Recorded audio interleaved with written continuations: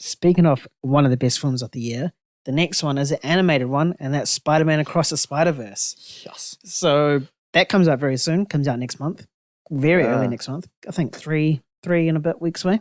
Mm-hmm. So the reported runtime for this is 2 hours and 20 minutes. So it's like one of the longest animated films ever made. Yeah. So do you like this runtime? Do you think it fits for animated film, or would you rather have it the same sort of length as the first one? Ooh, interesting question. At the end of the day, I don't think I care.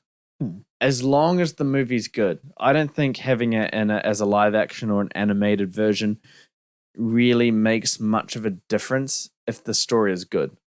And if the story justifies that runtime. I've seen a lot of criticism recently about The Little Mermaid being an hour longer than the animated version, or the Little Mermaid coming out. And in that sense, I agree that it's a bad thing to do, because if your source material that you're adapting it from is an hour less, that's a lot of time. It's a lot of new stuff that they're adding in. Exactly. Or dragging out. For something that doesn't look that good at this point in time. That's a problem. In this case, it feels like they're doing it just seems like they're doing something really big for Spider-Verse, just the way they're structuring this kind of franchise or trilogy. Initially it was Across the Spider-Verse Part 2, and then like Beyond was Beyond was Part 2 and Across was Part 1.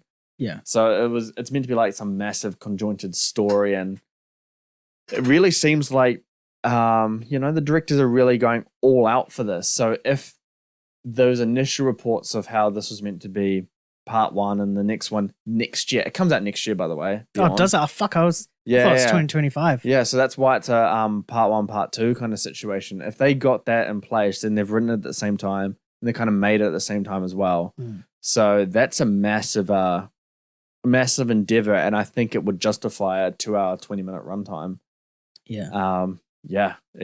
This could be like one of those, like a massive kind of like, franchise, but like in the animated format. We had this big animated franchise, but not in the way of like a build up to a finale, like kind of franchise, Yeah, it's not quite on the level of Avatar, but it's like Avatar-esque in terms of the animated industry. Like how Avatar like redefined animation in terms of live action. Yeah. Into the Spider-Verse redefined animation for the animated cartoon type of films. Yeah. So they're both very unique in what they bring, and I feel that's what.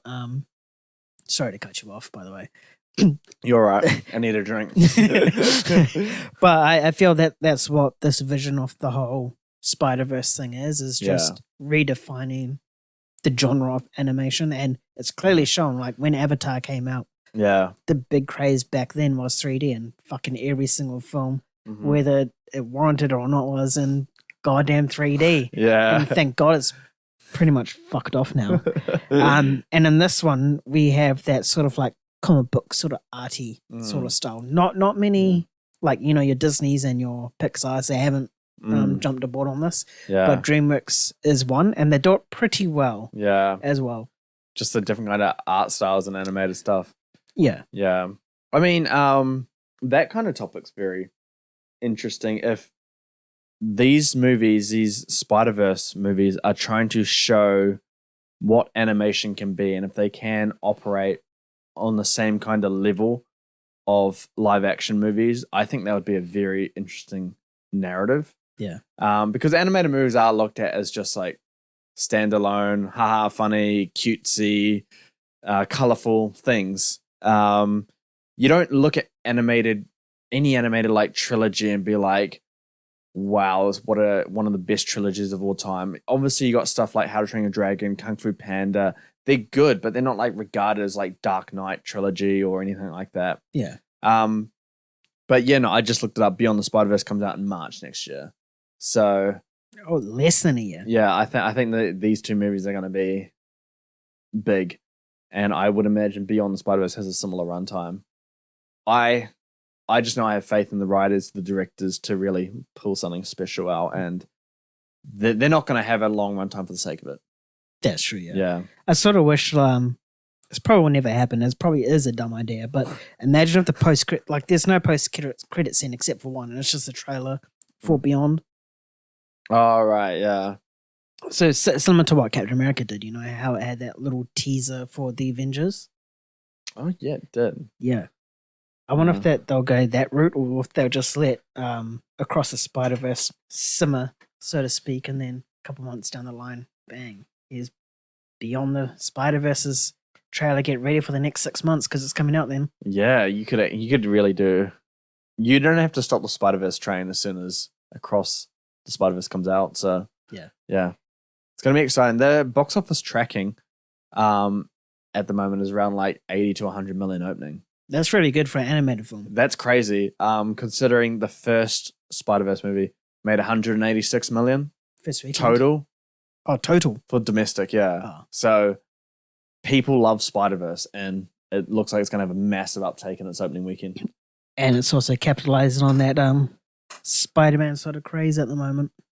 Which continues to go up. You know, you got Spider-Man 2 coming out on PlayStation. Yeah. 5 this year. And that's just going to do everything for the best superhero, so that's good. Yeah. Moving on. Hey, Batman's in the Flash, right? You got that. Bro, that's gonna be the greatest comic book film of all time, besides The Dark Knight.